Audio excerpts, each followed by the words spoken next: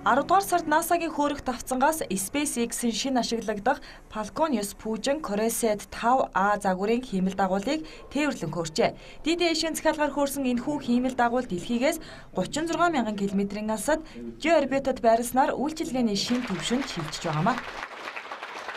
За өнөөдөр бол Дидиш компани түүхэнд болон Монголын харилцаа холбооны салбарын түүхэнд бас томоохон нэгэн түүхэн үйл явдал болж байна. Энэ юу гэхээр бидний 2 жилийн өмнөөс Солонгосын Coresat компани болон SpaceX компаниудтай хамтарсан зөвхөн Монгол руу харсан цацрагтай тэр хиймэл дагуулыг хөөргсөн. Энэ хиймэл дагуулдаа бид дараагийн 15 жил бол үйл ажиллагаа явуулахаар шинэ хиймэл дагуул хөөргөд байна.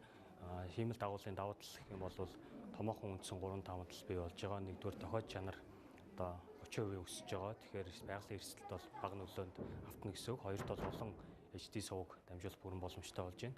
За гуравт мэдээж контентын чанарыг сайжруулна, бас кино багц, за HBO сувгууд гэх мэтлэн бид нар контентын бас өргөн сонголтыг санал болгож байна. Дид эшийн хэрэглэгчид илүү олон HD сувг өргөн сонголттой кино сувгуудыг хуучин үнээрээ хүлээн авах бөгөөд шинжилттэй холбоотойгоор үнийн тариф өсөхгүй гэдгийг компани удирдлагууд мэдээллээ. Ингээд Монгол орны өнцөг булан борт суугаа айл өрхөө телевизэн үйлчилгээнээс гадна цаашид интернетийн үйлчилгээгээ авах боломж бүрдэж байгаамаа.